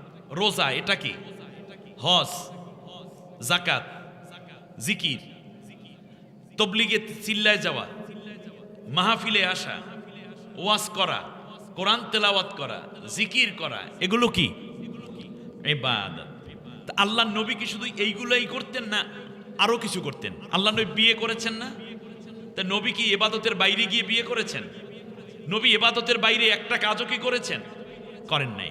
আচ্ছা, আল্লাহ নবী 36টা যুদ্ধ করেছেন, 27টা যুদ্ধের সেনাপতিত্বের দায়িত্ব পালন করেছেন। এটা কি গুনার নিয়তে করেছেন না? এটাও ইবাদতের মধ্যেই পড়ে। ইয়েস, আল্লাহ নবী সাল্লাল্লাহু আলাইহি ওয়াসাল্লাম জেল খেটেছেন শেহাবে আবু তালিবের 3 বছর। এটা কি গুনার কারণে খেটেছেন, নাকি এটাও ইবাদত মনে করেই জেল খেটেছেন? এটাও ইবাদত। ইয়েস, আল্লাহ নবী সাল্লাল্লাহু আলাইহি ওয়াসাল্লাম ঘর সংসার করেছেন, বাজার ঘাট করেছেন, লেনদেন করেছেন, ব্যবসা বাণিজ্য করেছেন। এটা কি ইবাদতের বাইরে না? ইবাদত মনে করেই করেছেন। আল্লাহ রাসূল সাল্লাল্লাহু আলাইহি ওয়াসাল্লাম 10 বছর একটানা আল্লাহর কোরআন দিয়ে রাষ্ট্র চালাইছেন। সেখানে বিচারপতি, প্রধান বিচারপতিও তিনি ছিলেন, প্রধান রাষ্ট্রপ্রধানও তিনি ছিলেন। এটা কি ইবাদত মনে করে করেছেন, নাকি ইবাদতের বাইরের কাজ করেছেন? ইবাদত করেছেন। তাহলে বোঝা যায় ইবাদত মানে কি, এইটা আগে আমরা বুঝি। যেমন আমি আপনি একজন মানুষ, কিন্তু যদি আমরা আমাদের অঙ্গগুলো আলাদা করি তাহলে মানুষ খুঁজে পাওয়া যাবে না। যেমন আমি যে অঙ্গটা হাত দিয়েছি, এটার নাম কি? এইগুলো কি? এটা কি? কপাল। এইটা কি? এটা কি? এটা কি? এটা কি? এইটা কি? ঠোঁট, জিহ্বা। এইটা কি? গলা। এইটা কি? হাত। এইগুলো কি? আঙ্গুল। এইটার নাম কি? এটা পেট, এটা পিঠ, এখান থেকে ধরে হাত পা। এরপর ভেতরে যদি যান, kidney, blood valve, liver, heart, পাকস্থলী, এরকম অনেকগুলো অঙ্গ প্রত্যঙ্গ আমরা পাবো। তো একটু আগে বললেন আমি মানুষ, কিন্তু মানুষটা কোথায়? এই সব মিলাইয়া হয় মানুষ। ঠিক তেমনি আমার নামাজ, আমার রোজা, আমার জিহাদ, আমার একামতে দিনের কাজ, আমার তাসবিহ তাহলিল, আমার হজ, আমার গোসল করা, আমার স্ত্রীকে সময় দেয়া, আমার বাজার করা, আমার দোকান করা, এই সব মিলি আমার হায়াত, আমার মৌত, সবগুলোই ইবাদত। যদি আমি সবগুলো আল্লাহর কোরআনের বিধান এবং নবীর সুন্নাহ তরিকায় সম্পন্ন করি। কথায় কোনো ভেজাল আছে? নাই। বাস, এবারে আসুন। ওয়াইবাদুর রাহমানিল্লাযীনা ইয়ামশুনা আলাল আরদি হাওনা, আমার গোলাম হইল তারা যারা জমিনের বুকে কোনো অহংকার করে না, কোনো তাকাব্বরি করে না, বরং বিনয়ের সাথে জমিনে চলাফেরা করে। আপনি পীর, আপনি বুজুর্গ,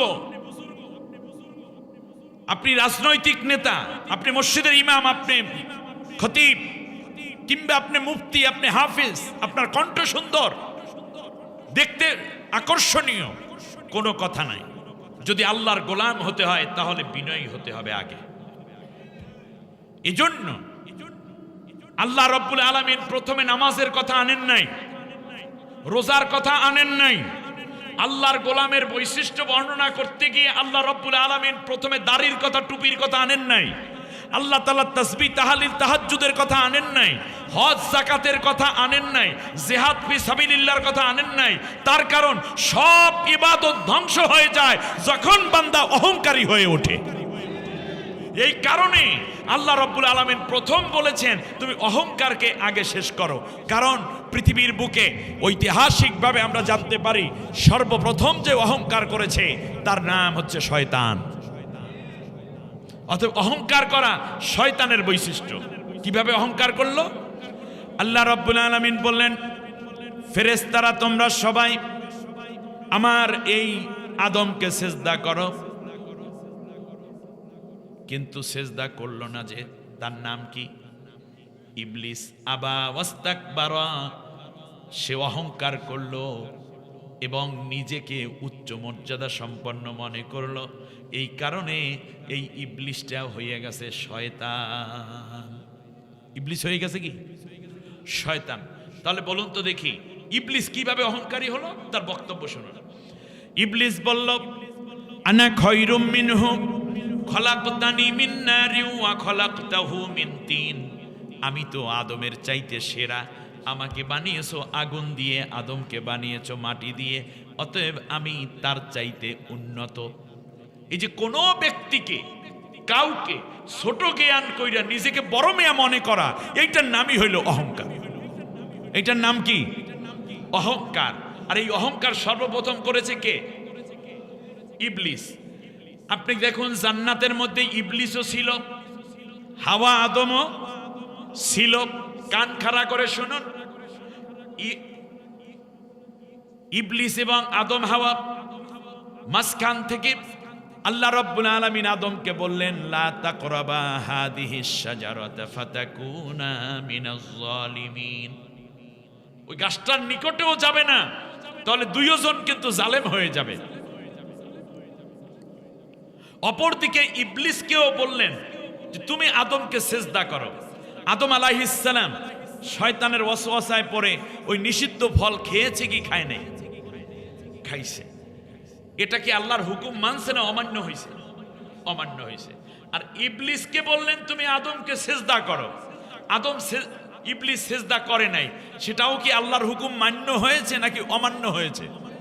অমান্য হয়েছে। কিন্তু পার্থক্যটা কি হইল? রেজাল্ট হলো এই যে হাওয়া আদম আবার পুনরায় জান্নাতে যাইতে পারবে, কিন্তু ইবলিস কোনোদিন আর জান্নাতে যেতে পারবে না। তাহলে বোঝা যায় কেউ যদি ভুল করে আল্লাহর হুকুম অমান্য করে তাহলে তওবা করলে সে পরবর্তীতে আবার জান্নাতে যাওয়ার অপশন আছে, যেমন হাওয়া এবং আদম। কিন্তু অহংকার করে কেউ যদি জান্নাত থেকে পতিত হয় তাহলে অহংকারীকে আল্লাহ কোনোদিন মাফ করেন না, সে অনন্তকাল জাহান্নামে পড়েই থাকবে। তার প্রমাণ ইবলিস। আমার কথা আপনাদের বুঝে আসছে? সর্বপ্রথম অহংকারী হলো ইবলিস। অহংকার হয় মানুষ কয়েকটা কারণে। এক নম্বর কারণ হচ্ছে, শুনতেছেন আপনারা, আপনার ভিতরে ওই রোগ আছে, বুজুর্গের ভিতরেও আছে, বহু পীরের মধ্যেও আছে, বহু আলেমের মধ্যে আছে, বহু বক্তার মধ্যে আছে, বহু ইমাম সাহেবের মধ্যে আছে, মুরিদের মধ্যে আছে, নেতাদের মধ্যে আছে, নারীদের মধ্যে, পুরুষের মধ্যে আছে।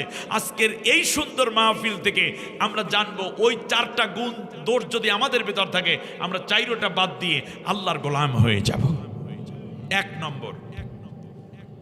এক নম্বর মানুষ অহংকারী হয় জ্ঞানের কারণে, বিদ্যার কারণে। আমি এফআরসিএস করা, পিএইচডি করা, ডাবল টাইটেল, ট্রিপল টাইটেল করা, এমএ করা, কোরআনে হাফেজ, কণ্ঠ সুন্দর, আমার ওয়াজ শুনে লক্ষ লক্ষ মানুষ কাইতেই পড়ে, আমার লক্ষ লক্ষ মুরিদ, আমার মুরিদ হওয়ার সাথে সাথে তার কলব জারি হয়ে যায়। আমাকে কত টাকা আছে তুমি জানো? তোর তো একটা ফোরার পয়সাও নাই। আমার দাদা, আমার নানা এই জিনিস ছিল, আমার 3 ছেলেই তো ডাবল টাইটেল পাস।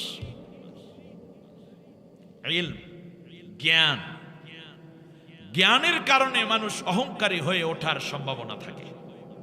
অতএব আমাদের জ্ঞান থাকবে, কিন্তু আমরা অহংকারী হব না, বিনয়ী হব। আপনারা দেখেন, যেই গাছটা, এই যে আম গাছ, আম গাছের মধ্যে আপনি দেখবেন যেই ডালে আম হয়, সেই আম ডালটা কি দাঁড়াইয়া থাকে না নুয়ে পড়ে? এর মানে তার ভিতর ফল আছে। যেই ধানের ছড়ার মধ্যে, ধানের শীষে ভালো ধান থাকে, সেই ছড়াটা কি দাঁড়াইয়া থাকে নাকি নুয়ে পড়ে? ভাঁজ হয়ে যায়। আর যেটার মধ্যে সিটা, সেইটা কি দাঁড়াইয়া থাকে। অতএব বোঝা যায় আপনার ভিতরে ইলেম আছে মানে, জ্ঞান আছে মানে আপনি কি হয়ে পড়বেন? নুয়ে পড়বেন। আপনারা দেখেন না, চিটাগুলা ধানের মধ্যেই চিটা হয়, তারপর মহিলারা তারপর এটাকে উড়ায় বাতাসে। উড়ানোর পরে খাঁটি ধানগুলো তারা গোলাজাত করে চাল তৈরি করার জন্য, বীজ তৈরি করার জন্য। আর বাইরে যেগুলো পড়ে যায় সিটা, পিছনে পড়ে যায়, সেইগুলাকে কি করে? লাকড়ি বানায়, জ্বালানি বানাইয়া পোড়ায়। ঠিক কিনা বলেন? অতএব অহংকার আপনার গোটা নেক আমলকে পুড়িয়ে ছাই করে দেয়। দ্বিতীয় অহংকার হচ্ছে মানুষের ইবাদত। এক নম্বরে কিসের কারণ বলেন? ইলম। আমাদের সমাজে এক শ্রেণীর মানুষ এরকম আছে, দূর আলিয়া সব মুস্কো খালিয়া। সবাই বলে না, কওমি দুই একজনে একথাও বলে। আমি তো আলিয়া কওমিয়া দুই লাইনে পড়া মানুষ। আমি বলবো, আলিয়ার পড়ার প্যাটার্ন, কওমির পড়ার প্যাটার্নের মধ্যে কিছু পার্থক্য আছে, কিন্তু দুইজনের লক্ষ্য উদ্দেশ্য এক, পড়াও এক। অতএব যদি কোনো ভাইয়ের ইলেম একটু কম থাকে, অহংকার কইরেন না, তাকে ইলেম দেন, আপনি মহিয়ান হয়ে যাবেন। আহ, কি চমৎকার সবক রে! এবারে আপনি আসুন, আলিয়ার একজন আলেমের যত ইন্টেলেকচুয়ালিটি আছে, সে অলওয়েজ ইংলিশ বলতে পারছে, সে উন্নত বাংলা বলতে পারছে, এটা তার আবার অন্য অর্জন, যেটা আবার ওখানে এত চর্চা হয় না। আবার কোন কোন দিক থেকে আলিয়া কওমিয়া সমান সিলেবাস, কিংবা আপনার সামনে দাঁড়ানো একজন মানুষ কম শিক্ষিত, আপনি তাকে তুচ্ছ জ্ঞান করতে পারেন না। তার কারণ তিনিও হতে পারে আপনার চেয়ে কোনো জায়গায় জ্ঞানের মর্যাদা অনেক বেশি হয়ে আছে। এবারে আমি আসি, সেটা হচ্ছে এই দ্বিতীয় যেই কারণ, সেটার নাম হচ্ছে ইবাদত। ইবাদত করে অনেকে অহংকার করে, আছে না নাই? কয় হুজুর ঘুমাইয়া রইলেন, এই 3টার সময় উঠছি। মসজিদের ইমাম সাহেবকে বলতেছে, শোনেন নাই মনে হয় কথাটা, মসজিদের ইমাম সাহেবকে ফজরের নামাজের পর বলে যে হুজুর সেই রাত 3টার সময় উঠছি। উইটা তারপর তো বোঝেনি কি করা লাগে, মাবুদের সাথে কথাবার্তা হইছে, বেশ ভালো। এরপরে কোরআন তেলাওয়াত করলাম, মুয়াজ্জিন সব তো ওঠে না, আই সেই দরজা ফিরাইয়া শেষকালে উঠাইছি। কি এক মুয়াজ্জিন হইছে, মেয়া তোমাদের বয়স, ইয়াং মানুষ, নামাজ রোজা করো না, তাহাজ্জুদ পড়ো না দেশে। এরপর মোটামুটি জিকির আজকার করলাম, কোরআন তেলাওয়াত করলাম। এখন আপনারা ডাকছি 8টার সময় একটু নাস্তা করবো আপনার সাথে, এই জন্য তরিকার সবক টবক আদায় করছি, সব হুজুরের জানাই দিস। এটা না জানালো ছিল তাকওয়া, আর জানানোটা ছিল অহংকার। আমি কয়দিন আগে এক বাসায় খেতে গেলাম, মাহফিল শেষে। তো হাজি সাহেব ডাক দিয়ে বলতেছে, এ টুলটুলি, নাতির নাম হলো টুলটুলি, শোনো, ফাইজা আক্তার টুলটুলি, টুলটুলি ওই যে ষষ্ঠবারে হজ কইরে আমি যে গ্লাসগুলো আনছিলাম না হারাম শরীফের পাশ থেকে, তোমার দাদুকে তোমার নানিকে সেই গ্লাসগুলায় হুজুরের একটু ট্যাঙ্ক গোলাইয়া গরম পানিতে দিতে কও। কয়বার? ষষ্ঠবারে হজ করতে গেছে, সেই সময় গ্লাস আনছে কোত্থেকে? হারাম শরীফের পাশে যে দোকান, সেখান থেকে। সেইটা ট্যাঙ্ক গোলাইয়া কুসুম গরম পানি দিয়ে আমার খাওয়াইবে, বক্তা মানুষ, ঠান্ডা খাওয়াইলে অসুবিধা, এই কথা বলল। ওনার কি আসলে গ্লাসে পানি খাওয়ানোর উদ্দেশ্য শরবত, নাকি 6 বার হজ করছে এইটা জানানোর উদ্দেশ্য? এইরকম ভাজে ভাজে কিছু কথা বলে, এইরকম কিছু লোক আছে না নাই? নবীজি বলেছেন, মান সাল্লালি ওরাই ফাকাদ আশরাক ওমান সামা লিওরাই ফাকাদ আশরাক। যে ব্যক্তি মানুষকে দেখানোর জন্য নামাজ পড়লো, সে শিরক করেছে। যে নামাজ পড়ছে, রোজা রাখতেছে, মানুষকে দেখানোর জন্য রোজাদার বলবে, হ্যাঁ পরহেজগার বলবে, ওই ব্যক্তিও আল্লাহর সাথে শিরক করলো, নাউজুবিল্লাহ। তার কারণ গেল কয়টা বলেন তো দেখি? 1 নম্বরে কি বলছি? ইলম। আপনি অনেক বড় সাহিবুল ইলম হবেন, কিন্তু অহংকারী হতে পারবেন না। আমার খুব মনে পড়ে বাইতুল মুকাররমের বর্তমান যিনি খতিব সাহেব রয়েছেন আব্দুল মালিক দামাত বারাকাতুল আলিয়া, লোকটার ইলম প্রচন্ড ইলমের অধিকারী, কিন্তু দেখতে শুনতে মনে হবে এক সাদামাটা বিনয়ী এক ভদ্র মানুষ, ঠিক না? এমনি করেই কওমি অঙ্গনের অনেক আলেম আছে। আপনি দেখুন আরিফ বিন হাবিব, আমি তার পুরো ভক্ত, খুব চমৎকার কথা বলেন। একত্রে বহু মাহফিলে একত্রিত হওয়ার তৌফিক হয়েছে। কখনো আগের দিন তিনি, পরের দিন আমি, আবার কখনো পরের দিন তিনি, আগের দিন আমি, একই মঞ্চেও কথা হয়েছে। বিনয়,